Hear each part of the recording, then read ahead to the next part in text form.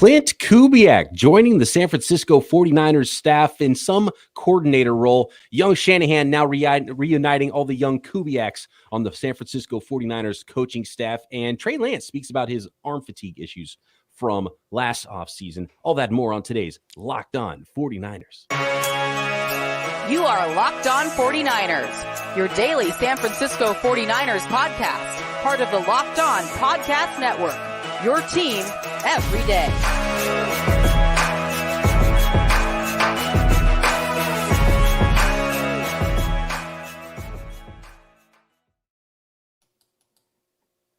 Welcome to Locked On 49ers. Brian Peacock and Eric Crocker with you at BD Peacock at Eric_Crocker. Thanks everybody for making us your first listen on the Locked On Podcast Network, your team every day. Today's episode of Locked On 49ers is brought to you by FanDuel Sportsbook, official sportsbook of the NFL. Make every moment more.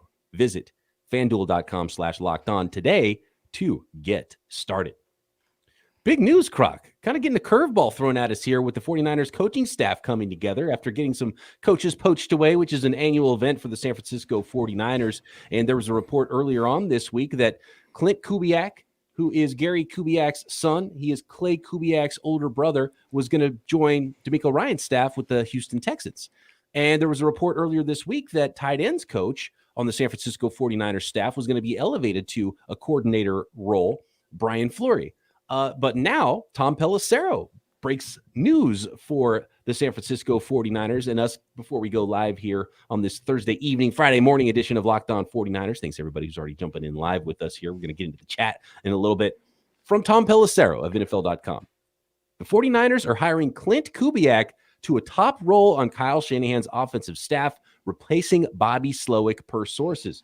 Kubiak, the former Vikings offensive coordinator and Broncos quarterback coach, steps into a spot that has been a promotion factory, with Slowik most recently becoming Houston's offensive coordinator. Klint Kubiak being the older brother of Klay Kubiak, the younger brother, already on the San Francisco 49ers staff as assistant quarterbacks coach. And of course, both of those Kubiaks, the sons of Gary Kubiak, Croc. And the connections don't stop there, because Gary Kubiak was a former 49ers quarterback coach in the 90s. Who was his offensive coordinator at the time? Well, that was none other than Mike Shanahan. Then when Mike Shanahan became head coach, then Gary Kubiak became offensive coordinator. Then later on, Gary Kubiak became head coach of the Houston Texans. And who coached under Gary Kubiak with the Houston Texans? None other than Kyle Shanahan. And guess who was also one of the players on that Gary Kubiak team? That was linebacker DeMeco Ryans, who is now the head coach of those same Houston Texans.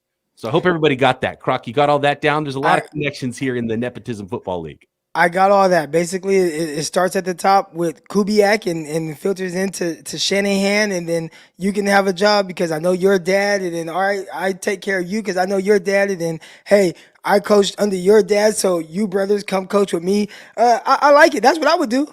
You know, if I was in the league. Now, they are – I think the NFL is trying to do things so things like that don't quite happen. Like, just in the sense of, just like, the minority hires and things like that, right? Like, if, let's say, Shanahan's not the only one doing that. Let's say that's going on all 32 teams. Yeah. Well, if everybody just hires who they know, or, whatever, like, it kind of doesn't have, you don't have as many other minorities moving up. Now, that hasn't been the issue with the 49ers, clearly. Right? I mean, they're getting minority coordinators hired as head coaches. So that's not something to worry about with the Niners. But just, I think when you look at the league and kind of what you just explained, I think those are the things where they're trying to have a little bit, like, no, let's not all do that. Right. And look, and Kyle Shanahan's done a good job of hiring coaches that he knows, and he knows that will do a good job, and that and so it's, I don't think he's just hiring his buddies at this point, right? He's hiring people he believes in. And Klint Kubiak's got experience. Klint Kubiak's been a play caller in this league. He was an offensive coordinator for the Minnesota Vikings last year. Not a great scenario. He wasn't calling plays, but he was on the staff with Nathaniel Hackett, coaching Russell Wilson and the dumpster fire that was the Denver Broncos last year. But he's a guy with coordinator experience. I don't know if he'll be passing game coordinator, which is an open position that Bobby Slowik just had when he left to be offensive coordinator of the Houston Texans, or if he'll just be full-on offensive coordinator. The report was that Brian Fleury, the tight ends coach, was was going to be elevated to quote unquote offensive coordinator. So I don't know, of course those weren't confirmed, and that ended up not being the case. So we'll see what the exact title is for Klint Kubiak. But Klint Kubiak now joining the San Francisco 49ers staff, and a smart move for anybody who wants to pursue more jobs and be hired away for more money and better titles in the NFL. There's no team better right now than the San Francisco 49ers and coaching under Kyle Shanahan. So very smart move, I think, on Klint Kubiak's part. And he gets to work with his little brother, Klay Kubiak. And not only that, like, guys are getting hired, but it feels like a cool vibe amongst the coaches. They're kind of like young, like hipsters. And, I've been a part of this, I don't even know if I'm allowed to say it, but on this show, but a part of this thing. And I got this, like, they flew me out to Brooklyn, New York, and I got to kind of go to their headquarters and things like that. And it had like this cool, like, hipster vibe. And I wonder if that's what's going on amongst the 49ers, like, coaching staff, where they got some OGs in there like Anthony Lynn, but there's a lot of these kind of like young, cool, hip guys in more of a relaxed kind of environment. But just, hey, do your job at the highest level, but we're going to keep it pretty chill. Thomas says Kubiak was also on the staff when Bill Musgrave was the Vikings offensive coordinator, and Musgrave was coached by Gary Kubiak and Mike Shanahan. Bill Musgrave was former, in the 49ers, right? He was a 49ers backup quarterback, was he not? Or was he just a Bill Musgrave? Yeah, he was a 49ers backup quarterback, or was he 49ers quarterback coach at some point? A quarterback coach that's kind of like flying under the radar, as like he's not. When you hear his name, you don't really get the 49er connections, but he's like doing big things right now. Let's see if we're on the same page here. No, I'm not. Coach Day, the one over with Ohio State. Oh, right, yeah, because he was on the like early Alex Smith era staffs as quarterback coach, right? Is that when it was? I mean, whenever it was. I know he was on the 49ers staff, but when you hear his name and what he's doing at Ohio State, it never gets tied back to like anything with San Francisco. But he was 49ers quarterback coach. 49ers staff, but he's 49ers quarterback coach, but I don't remember exactly when that was. Let's see. Quarterbacks coach it was under Chip Kelly. Yeah. Okay. So not even that long ago.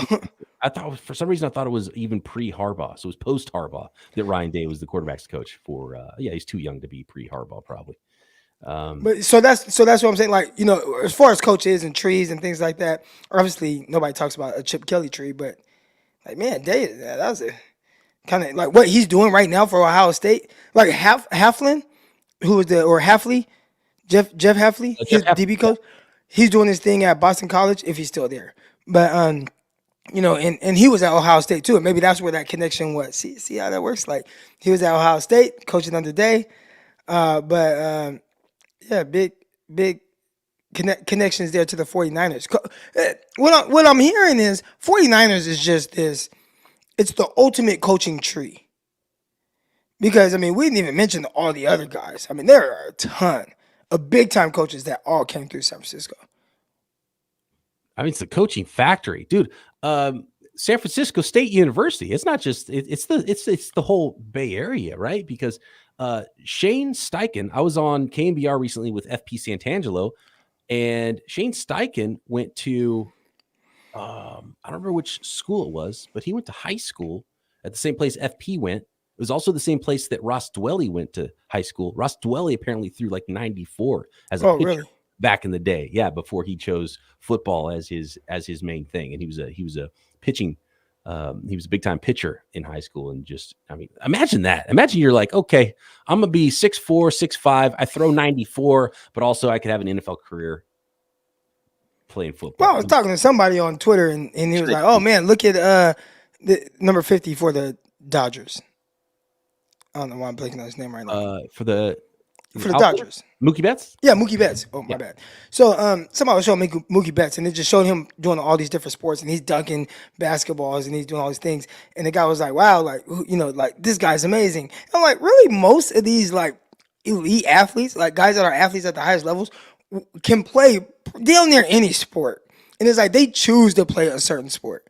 Like, if they wanted to devote their time to other sports, they'd be really good. Now, obviously, there's height limitations and things like Right. that, but Like Mookie Betts is not only like amazing athlete and can play all these sports, he's like an awesome bowler too. It's just like everything. yeah, He's just great yeah. at everything, like literally everything. It's unbelievable. But by the way, San Francisco State, they called it the cradle of coaches for a while. Mike Holmgren, Andy Reid coached at San Francisco State University. They don't even have a football program anymore. Well, okay, we're going there, and Stockton's not the Bay Area. Stockton's the Valley. Yeah. But notable coaches out of Stockton, California, John Gruden, Hugh Jackson, Pete Carroll. Come on, man. Come on, Stockton, California, stand up. Let's go. Oh, here we go. Yeah, Oak Ridge High School. That's it. Austin Collie as well, Peyton Manning's favorite receiver for a short time there from Oak Ridge High School as well in El Dorado Hills. Amazing how a lot of these athletes are like that. Adam Dunn was a big-time quarterback. I think he played college quarterback as well before he went on to be a major leaguer. Todd Helton was Peyton Manning's backup in college before he became an all-star first baseman in the NFL as well. So, yeah, pretty unbelievable stuff there for some of these athletes. And when you're big and fast and strong, and you're going to stand out in a lot of sports. Yeah. Much like and there are a lot of guys that played multiple sports in college as well. And, it doesn't get talked about, but I mean, like Julius Peppers, right? Like that comes to mind. I didn't even know Julius Peppers, the football player. I knew Julius Peppers, the basketball player at UNC. And I guess I wasn't watching North Carolina football at that time. I was kind of younger, but I watched him definitely playing for North Carolina. And I'm like, oh, number one overall pick in football, huh? Like he's good at football too. All right, a couple more notes on Klint Kubiak, the newest member of the San Francisco 49ers coaching staff. We'll find out exactly what his role is going to be on that staff and the staff now coming together for the San Francisco 49ers. And let's talk Trey Lance as well. He was on a podcast with Quincy Avery, a quarterback guru that numerous quarterbacks have worked with. And he talked about the arm fatigue, among other things, from last offseason, which was a big storyline that should have been a non-storyline for the most part. Next. Today's episode brought to you by FanDuel.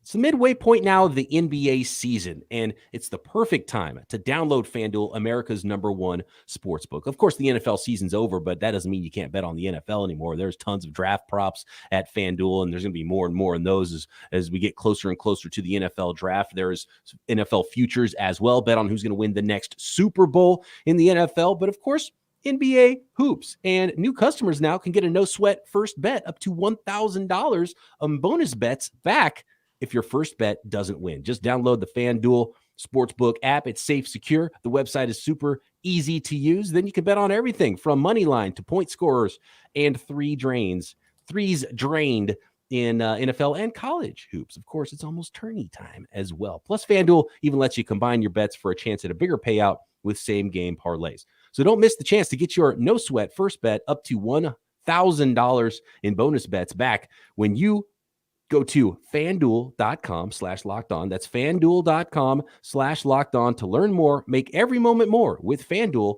an official sports betting partner of the NBA. Thank you once again, everybody, for making Locked On 49ers your first listen every day. Make sure you check out Locked On NFL Draft, the Peacock and Williamson NFL show, and everything the network has to offer, including daily shows on your favorite teams like the 49ers, but every other team that you like as well. College, NBA, Major League Baseball, all covered right here on the Locked On Podcast Network. It's really hard to comment on assistant coaches, Croc, and I get asked the question a lot. Is like, yeah, who's the hot hire? Who should the 49ers hire for blank role? And it's just really hard to know exactly the work that goes in behind the scenes. So it's hard to comment. When you have the last name Kubiak, it kind of rings out a little bit. So it seems like it could be a pretty good hire for the 49ers. He's got experience. He grew up in the Kubiak household. The Shanahan tree, the Kubiak tree, all kind of goes together. And they know how to scheme up a run game, right? If you're a Shanahan or a Kubiak, you're going to run some outside zone and you're going to get space for running backs to run through. So that's what I think of when I think of Kubiaks, when I think of Shanahan's, and I'm sure that's going to be a big part of what the 49ers are doing right now. But he might be more pass game coordinator than run game coordinator because the 49ers already have a run game coordinator in offensive line coach Chris Forrester. So I don't know if that means they're going to erase that and just go offensive coordinator with Klint Kubiak, or he's going to be passing game coordinator. But it's just hard to comment on exactly the job that coordinators and especially non-play calling assistant coaches do in the NFL, except for looking at their position group and saying, well, that's working, so they must be doing something right. Well, it sounds like with Kyle Shanahan, they assist him with everything to kind of throw. They throw the alley oop to Shanahan, and then Yeah. Shanahan comes through and dunks it. Yes, Right. exactly. So they kind of, not saying they do all the dirty work, but they make sure that Shanahan is set up for success, and he puts people around him that understand how he thinks and how he sees the field, and they pick out those things. They understand how to attack it. He goes in, puts his little finishing touches on it, and then he does a great job of getting it to the team and making it to where they understand exactly what the game plan is, and then they go out and execute at a high level. LKV says more play action and more bootlegs. Yeah, don't be surprised with play action and bootlegs on this offense with Shanahan's and Kubiak's. And look, athletic quarterbacks, whether it's Purdy or whether it's Trey Lance, these dudes can get out on the move, right? So get them moving, use their strengths, and so I can see a lot of more bootlegs here with the 2023 version of the San Francisco. They have to do a better job. Remember, there was that coaching thing that came out, the rankings on like play callers, and Kyle. I don't even know if he was top 10. Do you remember that? No. Oh man, who was it? I want to say maybe it was PFF.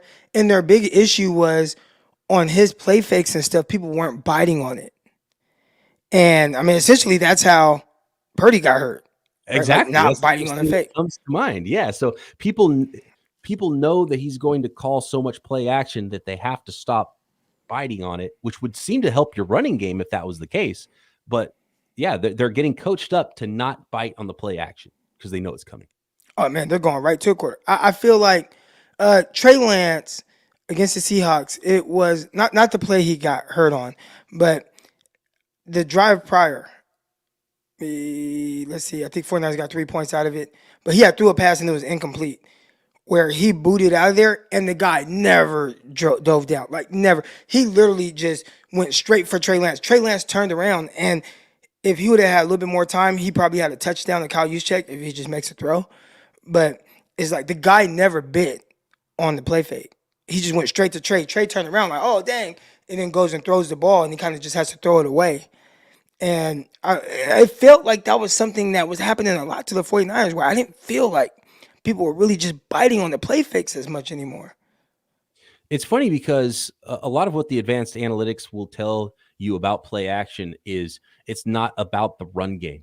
And because they establish the run is the big thing. And if you have to run the ball a certain amount of times, you have to run it well, or else the play action is not going to work. And the numbers really don't bear that out. It's just how well you pull off whatever play you're trying to pull off.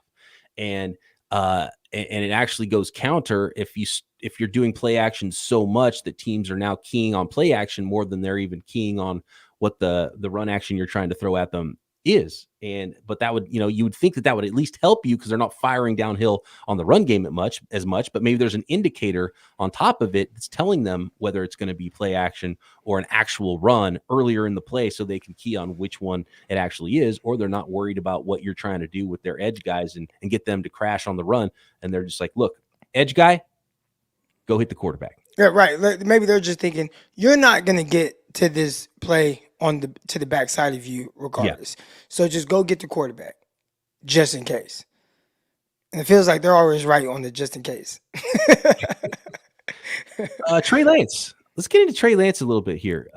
Did you I didn't hear the whole conversation with Quincy Avery, but I saw the quotes and really the main one I wanted to focus on was the stuff about last offseason and Trey Lance and the arm fatigue stuff. And because I know it was the story that was so weird and everyone was so weirded out about this and it made such a big deal about it. And I think the way the reports were worded and they made it seem like it was it's like, oh my goodness, he got arm fatigue.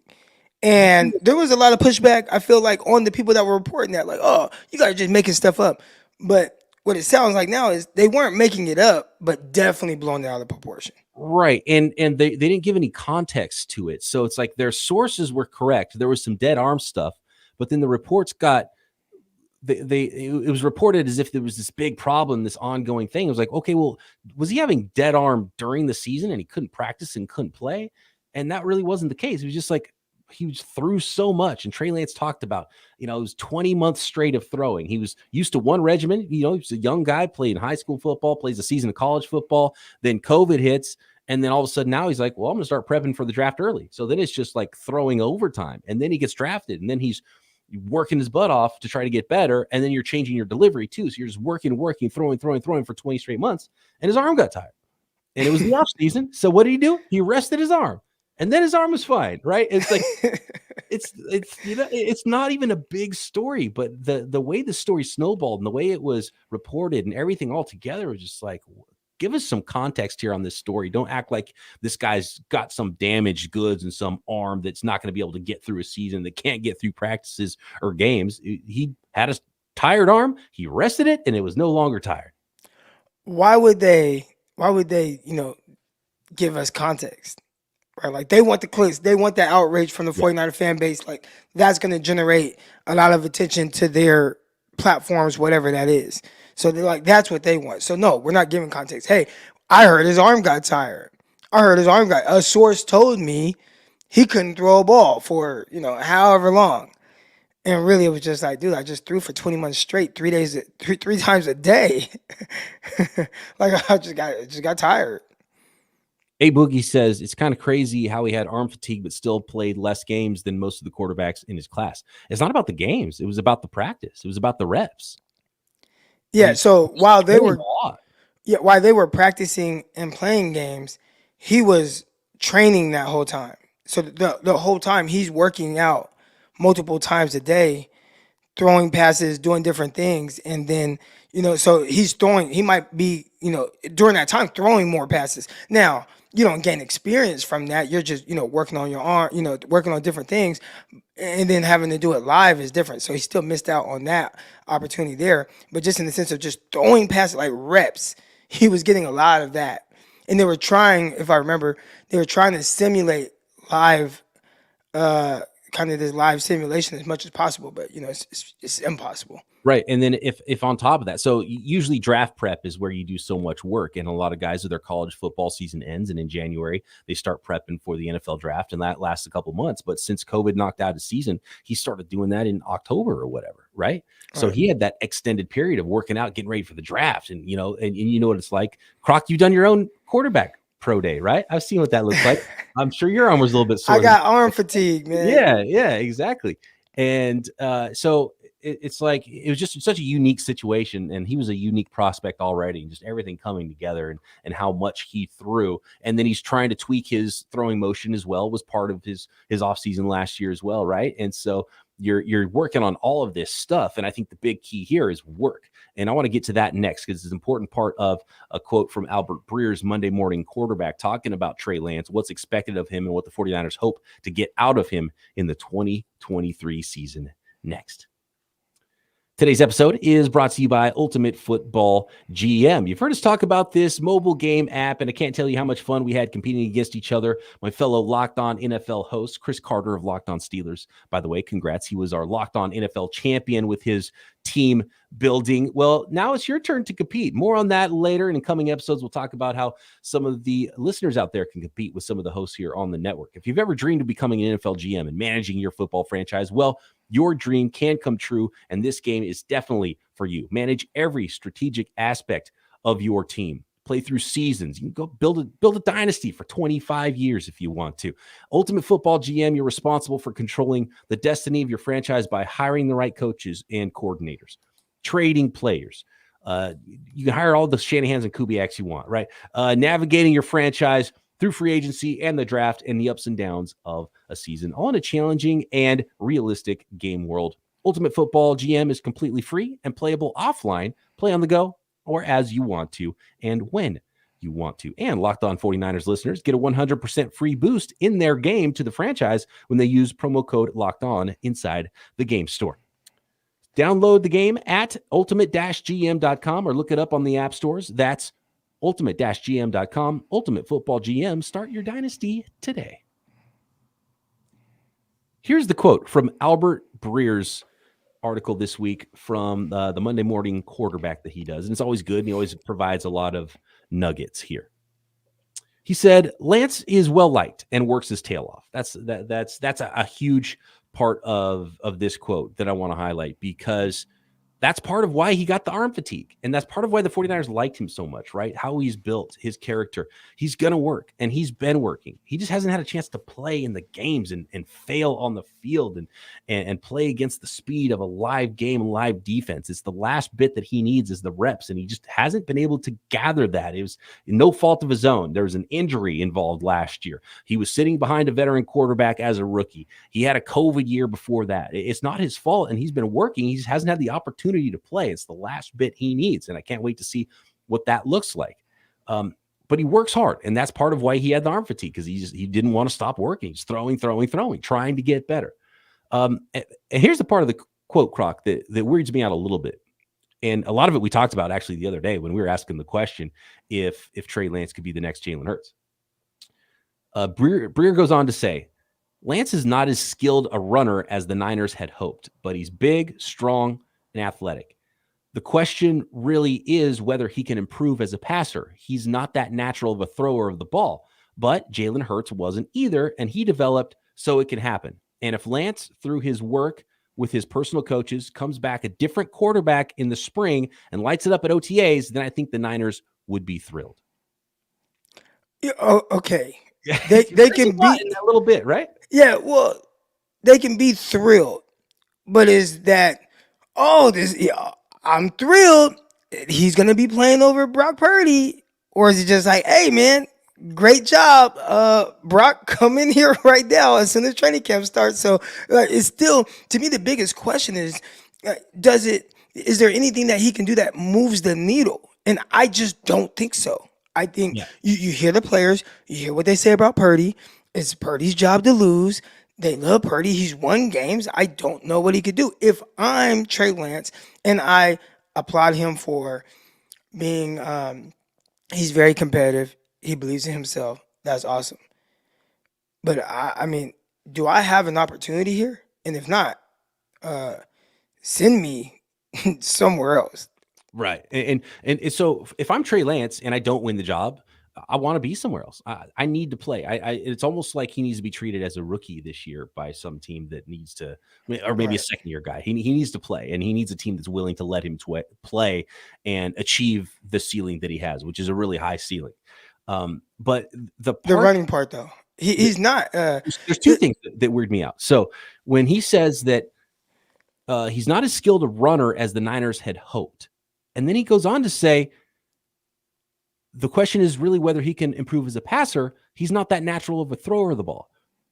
And it just, you hear those sentences back to back. And you're like, so what does he do well? You blew it. If he's not that great of a runner, not that natural of a thrower, what are you doing spending all that draft capital to go up in this guy? You missed the evaluation. You missed on the player. Right? It's a terrible move. And he's not, and I agree. He's kind of not, he hasn't looked that natural in all of those ways. But saying not natural of a thrower, he's got a great arm and he throws hard, right? But one of the big knocks on him coming out was like, maybe he's not as accurate as some of the other quarterbacks on some throws, and he could get better in that regard. But he's athletic and he's fast. But it's like, but maybe, you know what? He looked really good running around D1 AA guys. But he, NFL speed's different. And we saw that with multiple times, especially guys like Simmons, right? On the Cardinals. He's like, I'm going to go get the edge here. And he's like, yeah, no, you're not going to get that edge. And they tried to truck some guys. He's like, you're not going to truck them either. So they're fast and they're strong. Yeah, this isn't 1 AA anymore, So it's a big jump. And so it's kind of, I still believe in Trey Lance, but when you hear those things back to back, it's like, well, that's what you were banking on. You were banking on his arm and his athleticism. And if he's not a natural runner or a natural thrower, what are we doing? Well, I guess it depends on who you talk to, because I know, and shout out to my guy Vish. Vish is on Twitter. I just saw him comment on something, so I want to give his full. Here we go, Vish Kamoran. All right, but Vish, we talked about it. I want to say either when he was drafted or right before he was drafted, but his comp for Trey was more Dak Prescott, and you're not doing a whole lot of design run stuff with Dak Prescott. And he just felt like, the way he threw the ball, etc. And probably Dak with a stronger arm. But there's times where Dak misses things or whatever, right? So he's closer to that than someone that's probably going to be 1,000-yard rusher. And when I was watching him, I thought the way that they were developing him was that of someone that they wanted to play from the pocket. Now, obviously, the Arizona game looked a little weird, but I mean, they could say, "Oh, not as skilled of a passer, whatever." But when I watched him against the Texans, I thought he threw the ball very well. Right. I've seen When I him. watched him against the Bears, I mean, I know he had that one miss, and then it got weird with the torrential downpour. But I thought, through 3 quarters, he threw the ball well. So I didn't see like, oh, it's not like natural. I was like, it looked fine to me. I don't know. And then so after the part where it's, and I disagree a little bit with some of those things because and again, a lot of this is not on him. The injuries and not playing for multiple seasons, none of that's Trey Lance's fault. And it's not Trey Lance's fault if the 49ers missed the evaluation and thought he was a different type of runner than he actually is. That's not their fault either, right? Or it's not his fault either. And it's not his fault if the thing he needed most was reps and the 49ers weren't willing to give him the reps after they drafted him, right? So like a lot of this stuff's not his fault. And I feel bad for him because this is just a weird, awkward, very, very unique, one of a kind situation, a unicorn prospect. We've never seen really anything like this with Trey Lance and his resume when he was drafted and all of this and in this path that he's taking right now to start his career. But the last part of that Breer writes, after the part about him as a natural runner and a natural thrower, and then it says, if Lance, through his work with his personal coaches, comes back a different quarterback in the spring and lights it up in the OTAs, I think the 49ers will be thrilled. A different quarterback? Like they want a different quarterback? Why did you draft him if you want a different thing, right? Or did you miss so bad that he's not even close? Internally, they think, wow, this guy's not even what we thought at all that we were going to draft and develop here. And the other thing is, how do you become a different quarterback without playing? He hasn't played yet since the last time they saw him. How's he going to be a different quarterback except for everything we've talked about with him throwing against air and throwing and working? That's fine. But how do you become a different quarterback without playing quarterback? I think the main thing that's very clear is whatever they missed, they didn't have a plan on how to improve on that. Right? Like that seems like the biggest issue to me. Like, what's your plan? Yeah. If you don't have a plan to develop a guy, then there's no nothing. I mean, there is no like what are you doing? And I think that's what it feels like. It feels like there's no plan, right? Right. And it has, and I totally agree with what you said about the appeal of Lance was that, yeah, he's big and strong and athletic and has this great arm, but he's really smart, hardworking guy. Like you drafted him because you thought he was a pocket quarterback that could do all of that and develop all of that, but also have athleticism and do some other things around that on top of it. You didn't draft him because, oh, cool, we're going to run zone read all day. That we're going to run. I didn't think that's why they drafted him. Yeah. And, the crazy thing is, when you watch, I feel like he has put everything on display. It's just not consistent. Now, maybe that's just the signs of a bad quarterback.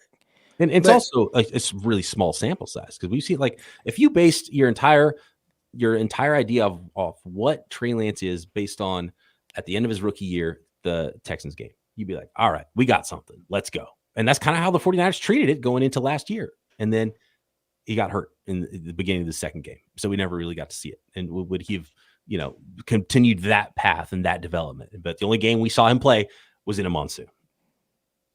Right. I personally feel like because of who he is, I think he'll figure it out.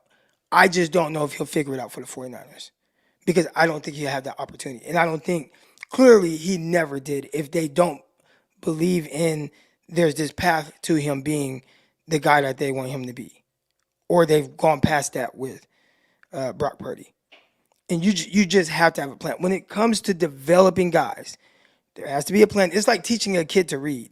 You're not going to like, okay, day one, you got to read all these big words, right? And it's like, man, you break it down and you have a plan. All right, we're going to do this, then we're going to do this, and then this is how we're going to progress with your reading. And then, okay, you're going to read The Cat in the Hat, and then, you start to progress into other books. And it's like they want to start with Cat in the Hat and then just jump to 9th grade level reading. And it's like, bro, you can't do that with somebody that needs those other steps in between. David Hasselhoff says, Jalen Hurts. By the way, David Hasselhoff, I just showed my son. Appreciate you joining the live stream, by the way, David. I just showed my son Knight Rider. He was super stoked on the car that could that could talk. He was excited about that one. David Hasselhoff says Jalen Hurts averaged 52% completion his rookie year. Calm down, everyone. Right. Well, here's the thing: is will Trey Lance be allowed to play a season like that? Yeah. So that's the issue. So let's talk about the Eagles, right? And we talked about it in the previous episode. They had a plan. We're gonna give you every opportunity. We're just going in on this, right? And then when the one guy that did try to deter away from the plan, they fired him, right? Doug Peterson. They said, "All right, get him out of here." Then the next coach said, "All right, I got you. We're gonna stick to the plan," and they stick to the plan, and he got better each year. Even in second year, it was not great, right? Like 52% completion percentage, and then what was it, 60% completion percentage, right? And then now 66. And even then, I still don't think he's the purest of throwers. Now, his running, you could take advantage of that, and that's what if you're not good at this, you're good at that. But even with his running, I don't see Jalen Hurts as, he's not a dynamic runner. It just seems like he's just more confident with what he's seeing than Lance. Like, he's not running away from anybody. I think the way Breer put it is perfect, just natural. He's just more natural runner, more fluid, better vision. I think he has a better plan. He's run more. He's played more big-time football against speed. Which I thought he was a running back coming out of college, so it makes sense. Yeah, a lot of people did. It was actually, a lot of people were surprised he was drafted so high because people weren't really sure if he was that type of quarterback. And but if you took the raw tools and what we had seen from Jalen Hurts at age 20 when he was still in college, and Trey Lance at 20 when he was getting drafted, like, I would take Trey Lance every single day. He had a better arm. He was, very athletic as well, smart, bigger, or taller at least. Jalen Hurts is strong and built really well. But I would have thought that the ceiling is higher and that there's a better chance Trey Lance is a better passer straight from the pocket than Jalen Hurts. But Jalen Hurts had an opportunity. And as Brandon points out here, he also had 2 top 20 receivers, best offensive line in the league this year. Niners have a lot of weapons and, pretty good offensive line as well. But then I think of a guy like Justin Fields. In a lot of ways, I bet Locked On Bears is having the same conversation. Is Justin Fields the next Jalen Hurts, right? Get him some dang weapons. Get him an offensive line. Get him some receivers. We've seen the running ability now, and we've seen the arm. Can we develop the rest? Because he's got that, because he's on that path that Jalen Hurts was on. It's like, is he the guy? I'm not sure if he can be that guy. And all of a sudden, boom, you see him take off year 3 with a lot of talent around him. So put some talent around Justin Fields. Can he be that? And it's a completely different story, but a similar question for Trey Lance. And it's a completely different offense. And I think that's a big thing too, because if you asked Hurts to, hey, Hurts, go run Kyle's offense, even if you add the run stuff that he likes, but you still have to execute these passing concepts, I think Hurts would struggle as a passer in 49ers offense because especially you have to be right away. So precise. Yes, especially right away. And on the same note, what if you put Jalen Hurts on the Chicago Bears with that talent? Would he have taken his team to the NFC Championship game, to the Super Bowl? Probably not, right? And he wouldn't have looked as good. It wouldn't have been an MVP candidate with that talent around him. So there's a lot that goes into developing a quarterback is what we're saying here. Yeah. And they missed the mark on it so far. Now, this is what they're banking on now. It's something that is, I don't want to say nearly impossible, but it's not very realistic. As a matter of fact, they might not be banking on it. They might just have their mind made up that, Brock Purdy's just better right now, and that's who we're going to go with. But they're banking on him making this drastic jump that typically doesn't happen without having a lot of ups and downs. So they want to skip over that part with live action and just get to the part where you have this finished product. And that will not happen. I don't want to say not. I never say just something can't happen, but it's less likely it's going to happen. Very, very highly unlikely to happen. Yeah, because anybody that y'all think of that, and a lot of people throw Josh Allen out there, but just because of the development curve. But you could throw a lot of other quarterbacks out there as well. They went through a lot of stuff. They just had to go through it. Right. And the coaches in that time just kept figuring it out with them. Dude, Steve Young wasn't good until he was 30. Right? And he was that same guy, like athletic dude, had to figure it out on a bad roster. Was almost out of the league with the Bucs just because it was not working. And then he had to sat behind Joe Montana, sat with Walsh and had to figure it out. Then he got on the field a little bit and played a lot part-time and, started to play a little bit and then finally became his job. And then all of a sudden, boom, now he's an MVP candidate. And it didn't happen until he was in his 30s. He had to go through so much stuff, but he played a lot of football in that time, played a lot of football in college. But he was a wild stallion, super athletic guy, had to learn how to play from the pocket instead of run all the time and take off early. And so, I saw someone in the comments, not in the comments right now, but like I had read some YouTube comments and they were like, "Oh, you guys are babying Trey Lance." They're like, "We're not babying. We're just telling you what he needed, and if he didn't get it, then it just is what it is." And it's not like it's not like this hindsight thing either. Do you remember our podcasts before the season in 2021 after Trey Lance was drafted? It was the same conversation. The one thing Trey Lance needs more than anything is reps, so he's got to play some. And through some injuries, even though he wasn't the starter all year, he had an opportunity. They kind of did the part-time thing at first and then scrapped that. And then he had a chance to play part of a game when Jimmy got hurt. Which was weird. You did the part-time thing. He threw a touchdown on the first drive, and then it's just like, okay, we're just not putting you back in for multiple games. Yeah, it's super strange. But, that was probably Kyle. Now looking back, it's probably Kyle just not knowing what to do with him and him not really being ready. And Kyle not willing to go through that development phase. And then he ends up late in the year, plays the game, gets the Texans like, all right, let's start to look a little better. This looks pretty good. This is something to work with. But he got to play at least a little bit in his rookie season. But obviously then year 2 gets hurt. And so he still hasn't had a chance to do that development and play. And still it's the thing we said after he was drafted. And it's still the thing.